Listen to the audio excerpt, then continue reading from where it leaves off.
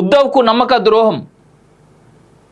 ఆయన మళ్ళీ ముఖ్యమంత్రి అవుతారు. కేదార్నాథ్ ఆలయంలో 228 కిలోల బంగారం మాయమైంది. మళ్ళీ ఢిల్లీలో మరో కేదార్నాథ్ ఆలయం ఎందుకు? అది కూడా మరో కుంభకోణం అవుతుంది. ప్రధాని నరేంద్ర మోదీ మాకు శత్రువు కాదు. జ్యోతిర్మఠ్ శంకరాచార్య సంచలన వ్యాఖ్యలు. అసలు నేను నిన్న చెప్పినా మొన్న చెప్పినా నాకు తెలిసి మళ్ళా చెప్తా ఉన్నా, అవిముక్తేశ్వరానంద అనేటువంటి వ్యక్తి అసలు శంకరాచార్య అనేటువంటి పరంపరలోనే లేడు. చాలా పెద్ద దొంగ ఇతను. దయచేసి ప్రజలు కూడా అర్థం చేసుకోవాలి, ప్రభుత్వం కూడా దీనిపైన చర్యలు తీసుకోవాలి. అవిముక్తేశ్వరానంద ఎవరైతే ఉన్నాడో శంకరాచార్య కాదు, అసలు ఆయనకి ఆ పరంపర లేదు.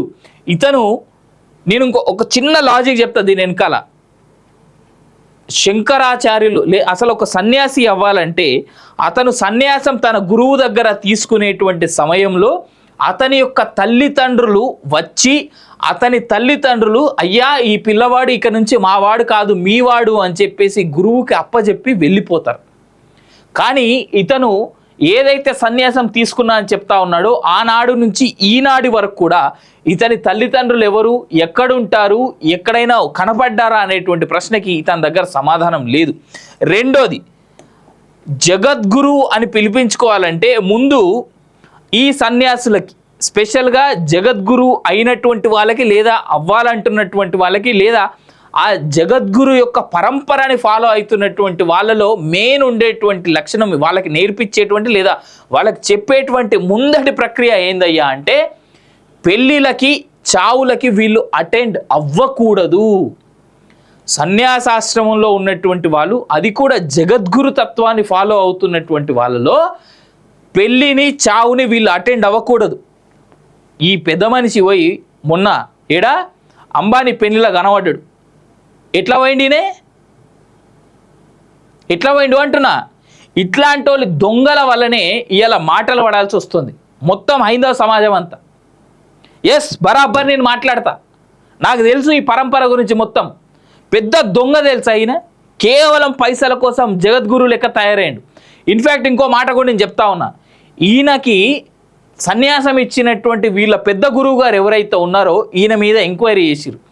అసలు సుప్రీంకోర్టు గైడ్ లైన్స్ ఉన్నాయి ఈయనకి ఇచ్చినటువంటి ఆ జగద్గురు పీఠం లేదా ఆ పీఠం యొక్క మెయింటెనెన్స్ సంబంధించి ఈయన మీద సుప్రీంకోర్టులో కేసు నడుస్తూ ఉంది. హాల్ట్ పెట్టింది, ఈయన జగద్గురు కాదని సుప్రీంకోర్టు చెప్పింది.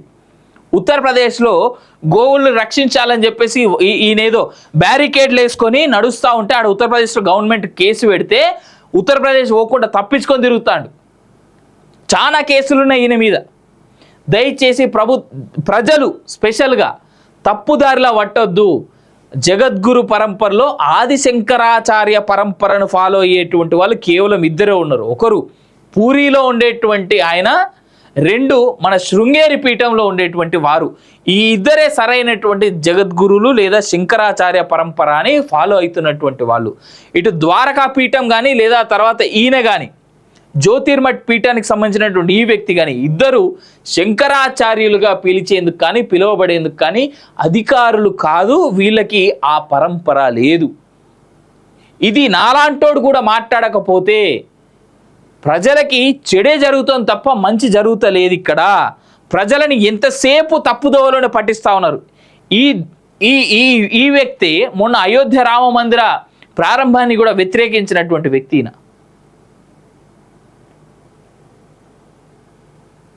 నిజంగా చెప్తా ఉన్నా, కేవలం డబ్బు కోసమే ఇవన్నీ చేస్తూ ఉన్నాడు తప్ప ఇంకా ఏమీ లేదు. గురుస్థానంలో ఉన్నాడు కాబట్టి తిట్టట్లేదు, నేను తిట్టట్లేదు. కానీ క్లియర్గా చెప్తా ఉన్నా, డబ్బు కోసం పనిచేస్తున్నటువంటి ఈ వ్యక్తి శంకరాచార్యుడు మాత్రం కాదు. ఆ పరంపరలో ఈయన లేడు. చాలా కేసులున్నాయి ఇతని మీద. నాకు తెలిసి సుప్రీంకోర్టు ఇప్పటివరకు హాల్ట్లో పెట్టింది. ఒకవేళ సుప్రీంకోర్టు జడ్జిమెంట్ వస్తే మాత్రం చాలా దారుణంగా ఉంటుంది ఈయన పరిస్థితి. ఎంతసేపు సమాజాన్ని తప్పుదోవలో పట్టించి సమాజాన్ని తప్పుదారిలో తీసుకెళ్లేటువంటి ప్రయత్నమే ప్రక్రియలే చేస్తూ ఉన్నారు తప్ప సమాజాన్ని మంచిదారిలో జగద్గురులు ఏ విధంగా సమాజాన్ని ముందుకు తీసుకుపోవాలి చెప్పండి, నాకు అర్థం కాదు. ఈయన మాట్లాడుతున్నటువంటి మాటలు కొన్నేళ్లుగా మీరు చూడండి.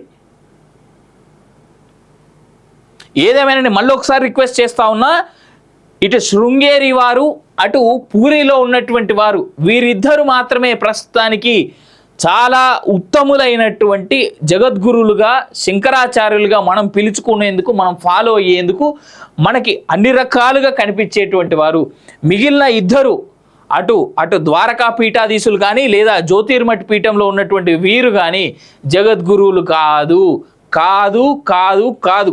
మళ్ళీ బహిర్గతం నేను చేస్తా ఉన్నా. దీనికి సంబంధించి ఆధారాలు బయట పెట్టమన్నా, నాకు వీళ్ళకి సపోర్ట్గా ఎవడన్నా వచ్చి మాట్లాడతానంటే నా ముందు డిబేట్కి కూడా కూర్చోవాలని చెప్పేసి సందర్భంగా ఓపెన్ ఛాలెంజ్ ఇస్తుతా ఉన్నా నేను.